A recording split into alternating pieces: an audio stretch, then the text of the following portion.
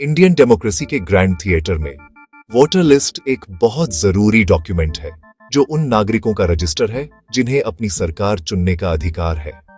लेकिन जब एक इलेक्शन खत्म हो जाता है तो इन लिस्ट्स का क्या होता है? खासकर ओडिशा की 2002 की वोटर लिस्ट कहां मिलेगी?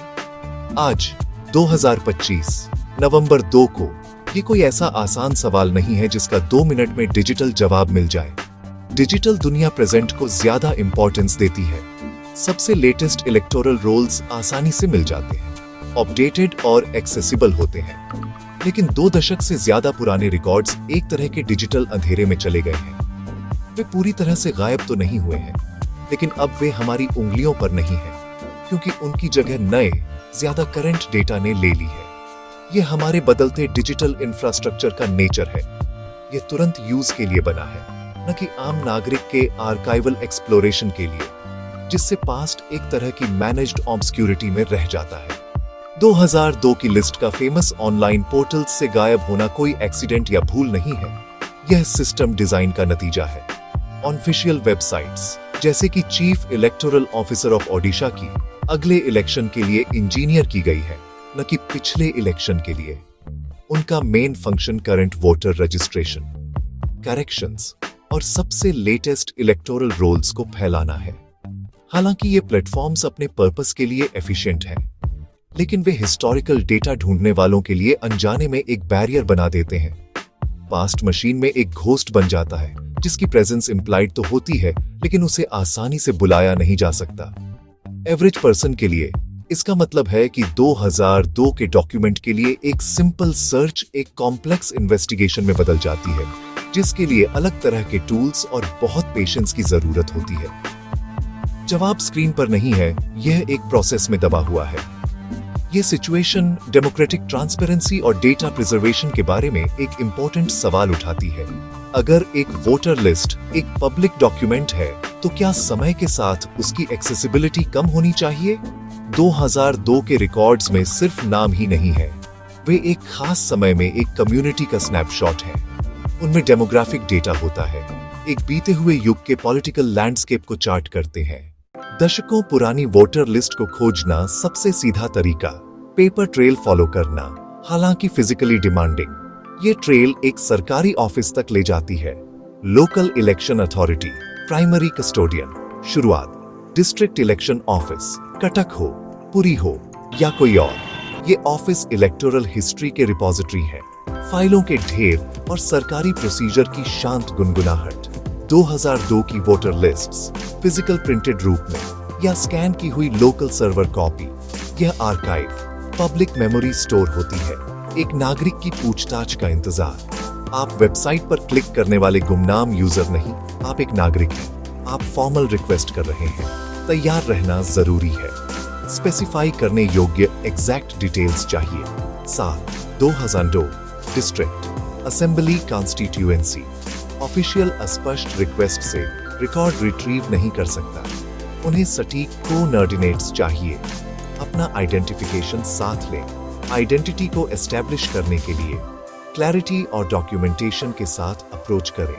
यह आपकी विजिट को लीगल प्रोसीजर में बदल देता है। सिस्टम स्पेसिफिक्स को रिस्पॉन्ड करता है। ऑफिस से ऑफिस अनुभव अलग होगा। वेल ऑर्गेनाइज्ड ऑफिस मददगार क्लर्क रिकॉर्ड दे सकता है। नॉमिनल फीस पर सर्टिफाइड कॉपी। सूर्योदय पर रिकॉर्ड इंस्पेक्ट परमिशन। दूसरे instance classic bureaucratic shuffle, desk से डेस्क। पेशेंस आपकी सबसे बड़ी संपत्ति। प्रोसेस स्पीड के लिए डिजाइन नहीं, पुराना सिस्टम है, इसके लय के अनुसार ढलें। ऑफिशियल प्रोसेस के गेटकीपर आपकी पोलाइट परसिस्टेंस गेट अनलॉक करती है। शुरुआती रोड ब्लॉक से हतोत्साहित न हो। ब्लॉक ऑफिस पर विचार करें। तहसील ऑफिस पर विचार करें। सब district admin centres electoral rolls की कॉपीज रखते हैं।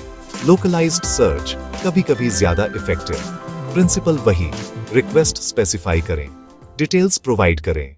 जब सीधे ऑफिस जाने का तरीका काम नहीं करता, तो नागरिक के पास एक पावरफुल टूल होता है, सूचना का अधिकार अधिनियम 2005। यह कानून एक गेम चेंजर है जो नागरिक को जानकारी के सशक्त तलाशकर्ता में बदल देता है। एक RTI एप्लीकेशन किसी फेवर की रिक्वेस्ट नहीं है, यह जानकारी के लिए एक लीगल डिमांड है। 2002 की ओडिशा वोटर लिस्ट खोजने के लिए district election office, chief electoral officer of Odisha का office, public information officer PIO के पास RTI फाइल कर सकते हैं।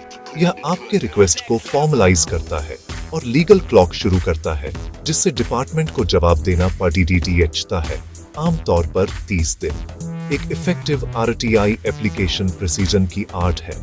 आपकी क्वेरी डायरेक्ट और अनएम्बिगुअस होनी चाहिए। कृपया मुझे असेंबली का नाम असेंबली के लिए, डिस्ट्रिक्ट का नाम डिस्ट्रिक्ट के तहत, साल 2002 के लिए पूरी इलेक्टोरल रोल की सर्टिफाइड कॉपी प्रोवाइड करें। अस्पष्ट सवालों से अस्पष्ट या रिजेक्टेड जवाब मिलते हैं। अपना पूरा नाम और पोस्टल एड्रेस शामिल करें, क्योंकि जवाब मेल से आएगा।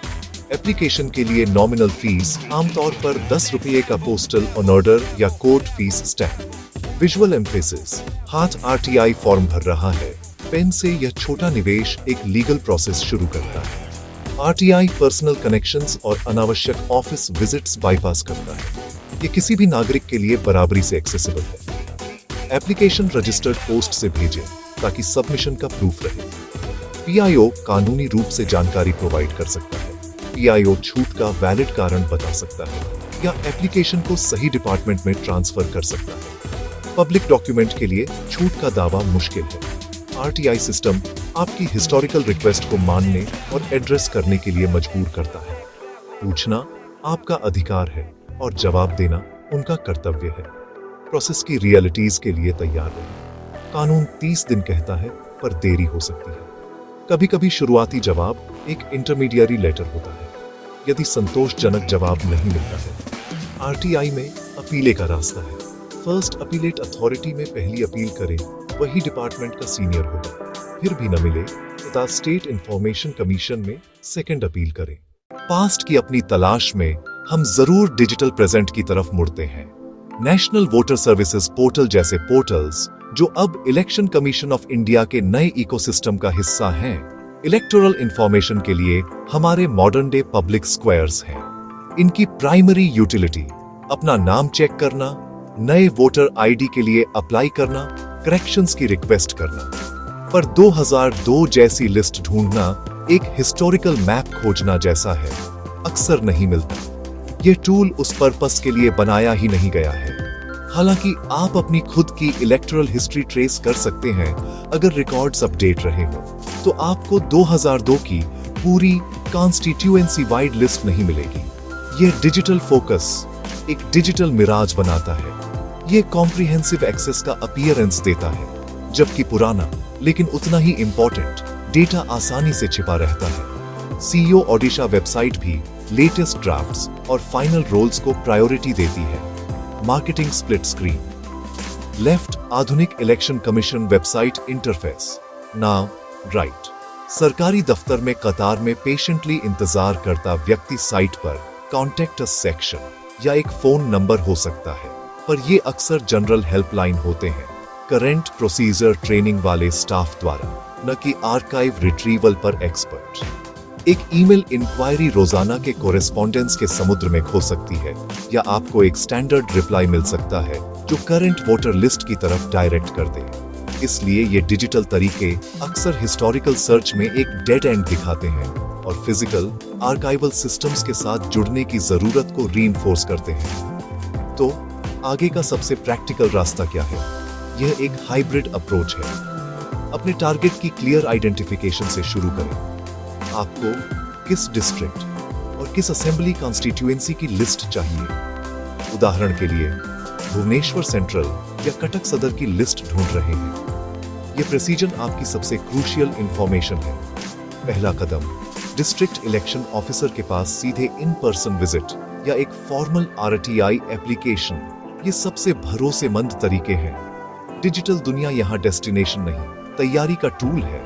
आप इंटरनेट से डिस्ट्रिक्ट कलेक्टरेट का एड्रेस या CEO ऑफिस के कॉन्टेक्ट ढूंढ सकते हैं और खुद को आने वाले रियल वर्ल्ड प्रोसेस के लिए तैयार कर सकते हैं।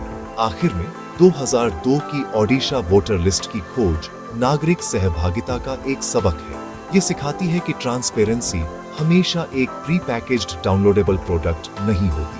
कभी-कभी इसे सक्रिय रूप से पीछा करना पड़ता है। यह हमें सरकार की संरचना समझने में मदद करता है, किस दरवाजे पर दस्तक देनी है और प्रोसेस फॉलो करने के लिए परसिस्टेंस रखना जरूरी है। अगर आप अनिश्चित हैं कि किस ऑफिस से संपर्क करना है, तो यह हल करने योग्य है। संरचना एक रूप है।